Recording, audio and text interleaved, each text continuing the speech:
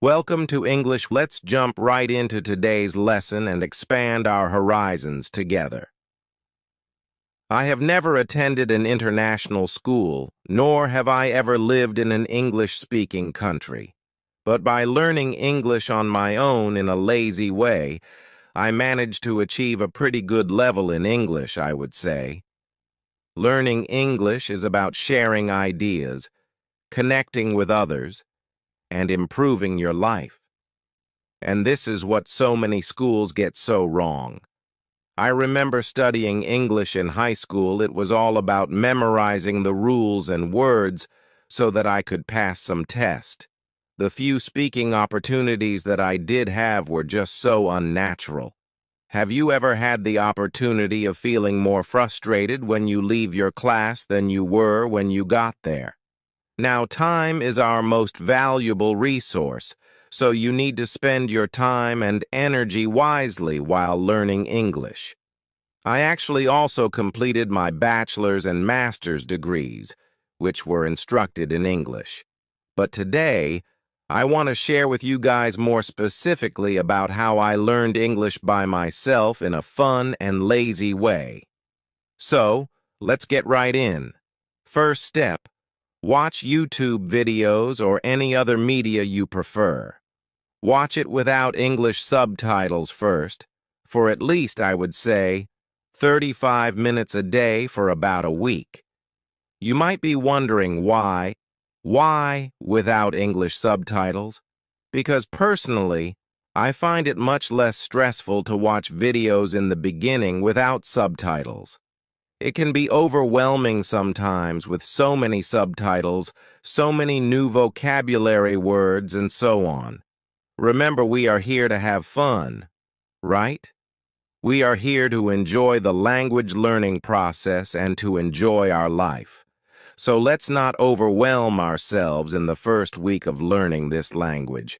Another important reason to watch videos without subtitles is to try to develop your language sense from day one. So when you are watching the videos, try to focus on how this language is spoken by people, tones, rhythm, and also how people speak English, their facial expressions, their mouth movements, their body language, and so on.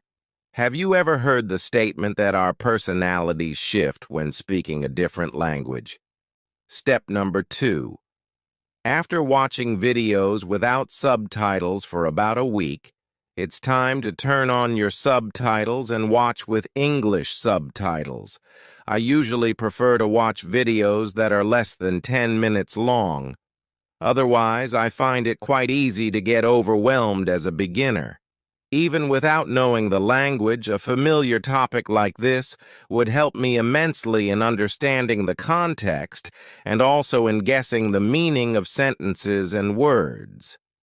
Third step, pick a shorter video that you love watching and repeat after each sentence of what the speaker said with emotion, as if you were the speaker yourself.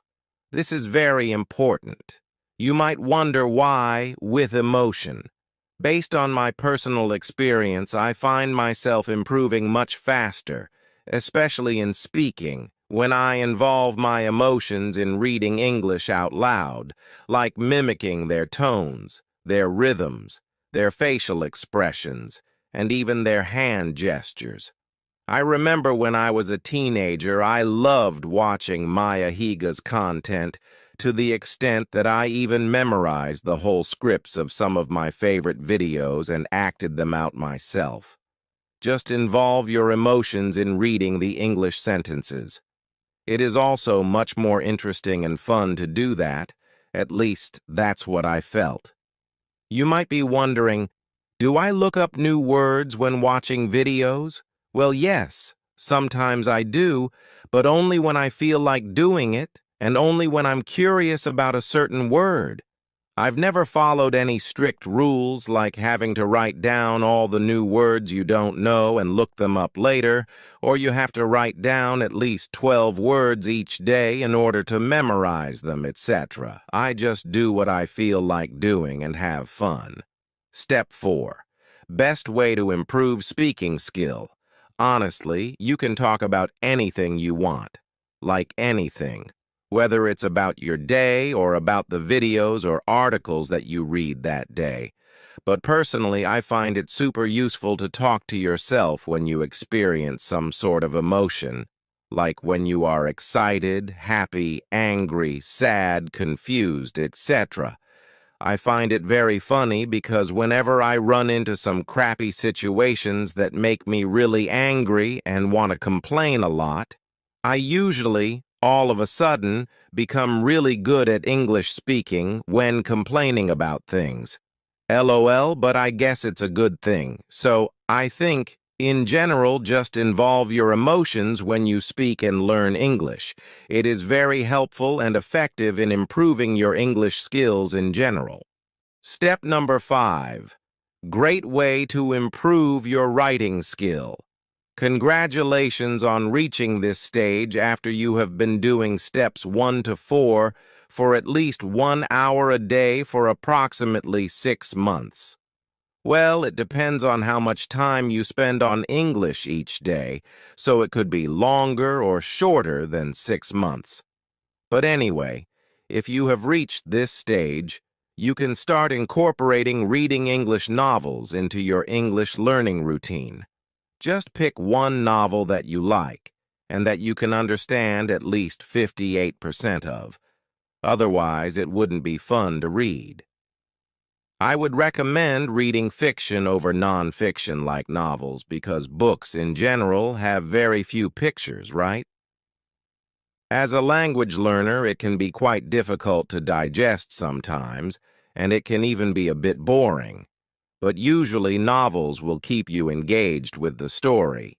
At least that's what I find to be quite effective in helping me stay focused.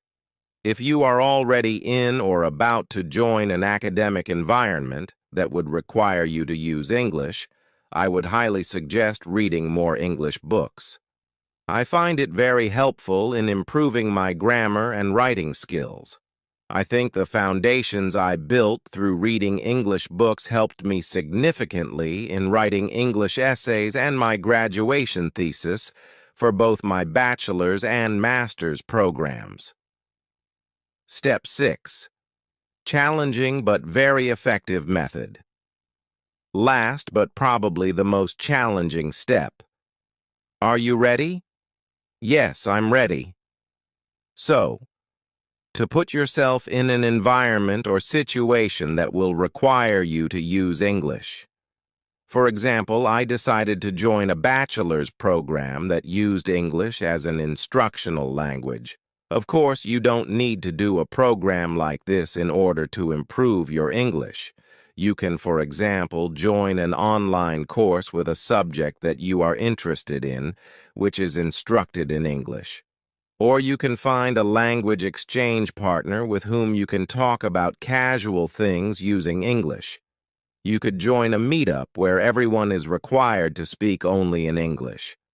Or, if you are working, you can try to seek any opportunities you can to interact with English-speaking clients, whether via email or video chat. You can also do like me, film videos in English and post them online. I'm not inventing anything. All of this is from scientific research. So you memorize a sentence or you memorize a dialogue, and this memory of that sentence and dialogue is going to be readily available to you for everyday use. You can use it in different contexts, and so this is a very, very effective method for learning to speak. Now, how do you learn English through writing? The answer here is that there is an activity that is pretty good. You read about a topic, right? For example, about chess or about tennis. Whatever it is that you like or that you want to write about. You read about it, and then you write about it. First, you read, and then you write an essay or at least a paragraph about it. Then, you get some feedback from a teacher, ideally, to point out the mistakes that you made and where you could sound more natural and where improvements could be made. If you want to get a teacher, I know that some people might not be able to afford one because it does cost some money, but nowadays it's pretty affordable.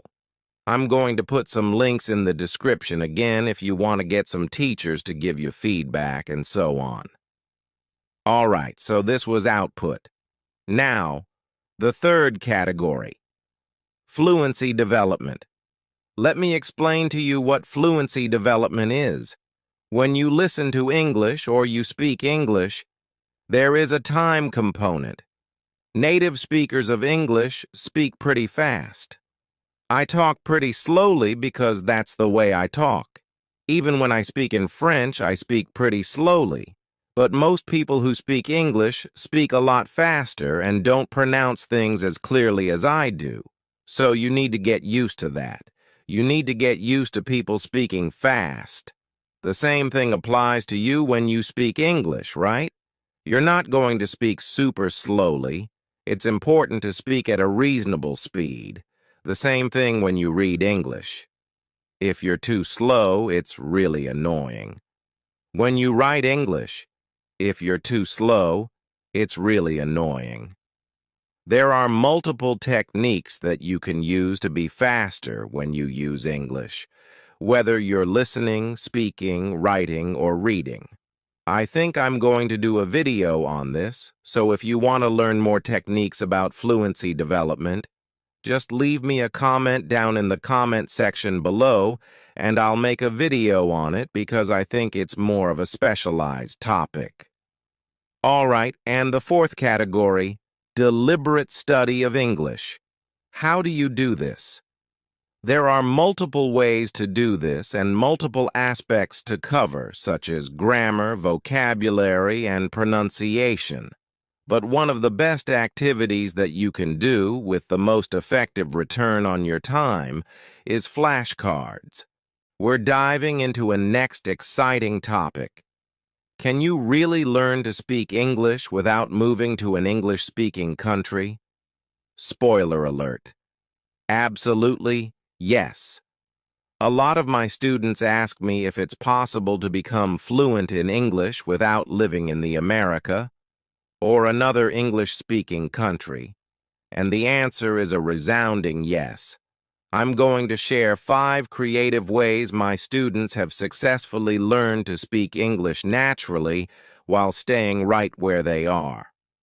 So if you're eager to improve your English speaking skills, you're in the right place.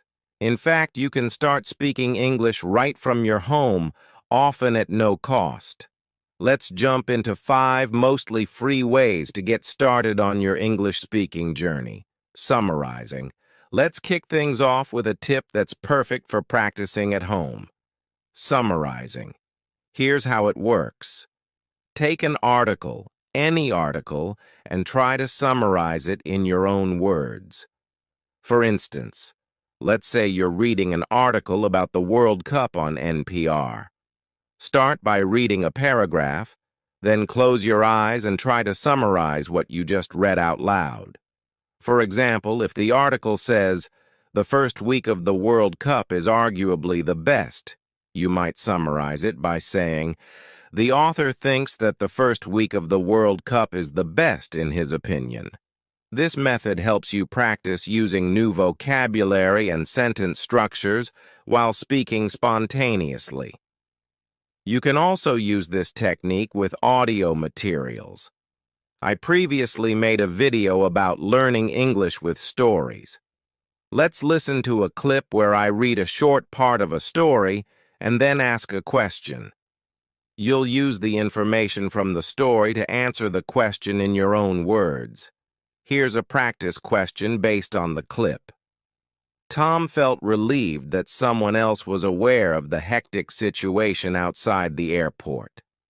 Tom told the driver the name of his hostel, which was supposed to be just 15 minutes away from the airport. Where did Tom want to go and how far away was it? You could answer, Tom wanted to go to his hostel, which was only 15 minutes away from the airport. This not only practices summarizing, but also helps you get comfortable with different sentence structures. Check out the full lesson linked above or in the description for more tips and exercises. Remember, the key to improving your English is to start speaking today. My next tip for learning to speak English without moving to another country is to use websites like meetup.com. I can almost guarantee that no matter where you live in the world, there will be a meetup in your city or nearby, and there's a good chance that there might be an English-speaking meetup as well. Let's take a quick look at the website to explore the options. Go to meetup.com. Imagine you don't already have an account, so scroll down to Language and Culture. Type in a big city. How about São Paulo in Spain? Great. Here, we see that there are, wow, 9,000 English speakers. This is excellent. Click Join this group. There's no excuse. Just go for it. Of course, the more you speak, the better, but I know many of you are busy. Everyone is, right? So, try to do this at least once a month. Use my other speaking tips throughout the week for those times when you're not physically speaking with someone. Speaking with someone at least once a month really boosts your motivation and shows you the real-world application of speaking English. Being understood and understanding others is incredibly helpful. My third tip for improving your English is hosting an exchange student for a week, a few days, a month, or even just for dinner. Hosting an exchange student can be a fantastic way to practice English. I've had several students recently email me excitedly about hosting exchange students. One example is a Korea student who invited a 17-year-old North American student to stay at his house for a few days. This allowed his 17-year-old Korea daughter to spend time with her and also provided him with a chance to be immersed in English conversations. Another example is a student from Australia who hosted a British exchange student for a couple of weeks during summer vacation. This experience gave her the opportunity to connect with the student and enjoy real conversations while showing her around and exploring together. My final example comes from my personal experience. A few years ago, I went to dinner at my friend's house, and there were 12 people from 12 different countries. She had invited people from the local community who didn't have a place to eat dinner, whether they were visiting, studying at the local university, or just seeking connections. The common language at this gathering was English. Everyone shared their conversations and enjoyed the dinner in English. You don't need to host someone in your home to have this experience. Call your local university. They're usually willing to help students connect with local families to make them feel more integrated and comfortable. You can host students for dinner once a week, once a month, or just be a contact if they need someone to talk to. Contact your local university or search for local student exchange programs online. Being proactive, taking action rather than just passively watching, is what will help you improve your English without spending thousands of dollars to move to the America. My fourth tip is to get involved in your community, especially in places where tourists gather. For example, if there's a festival or event coming up that needs volunteers for the information desk, this is a great opportunity. When I visited other countries and needed help, it was incredibly comforting to find someone who could speak English at the information desk. If you volunteer at a festival, an event, or even at an English pub, Irish bar, or American restaurant, you'll likely encounter English speakers. Engaging with your community and finding those opportunities to use English can be very beneficial. So, take advantage of these chances to practice and improve your English.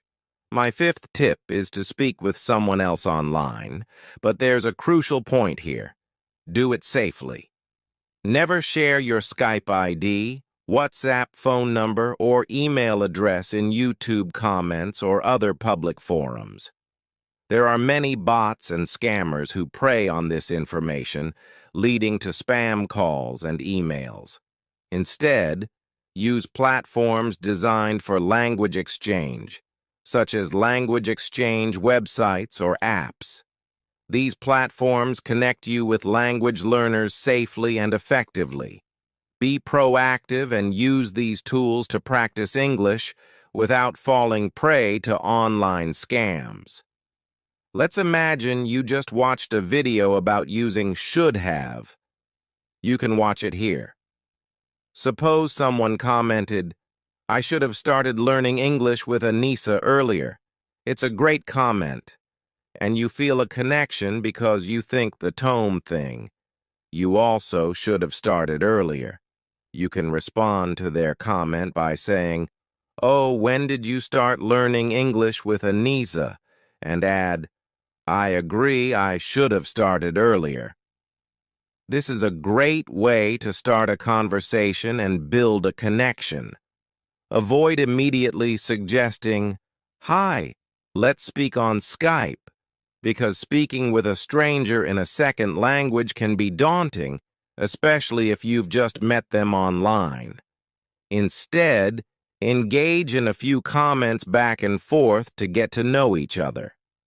After exchanging 4, 5, or 6 comments, you can suggest connecting on Facebook. "Hey, do you have Facebook?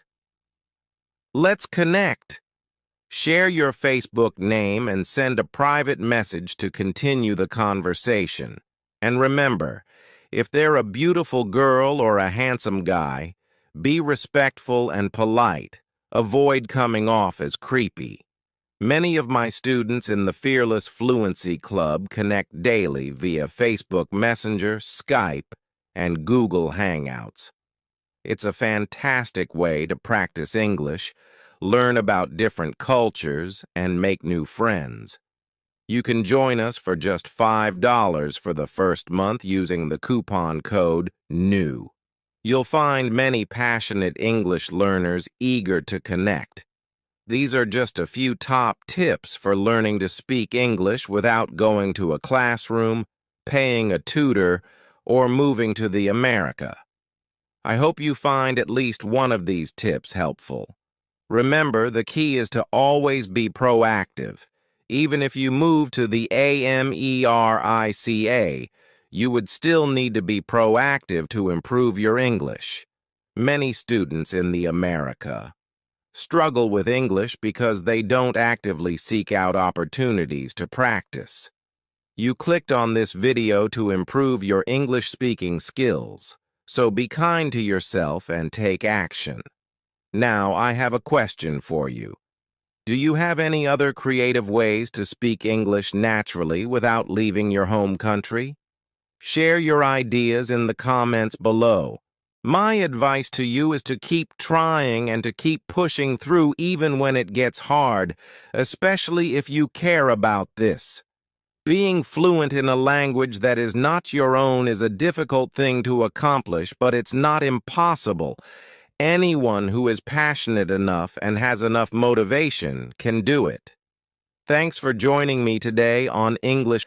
If you found this lesson helpful, don't forget to like, subscribe, and click the bell icon to stay updated with all our latest videos. Keep practicing, stay curious, and I'll see you in the next lesson. Happy learning, everyone.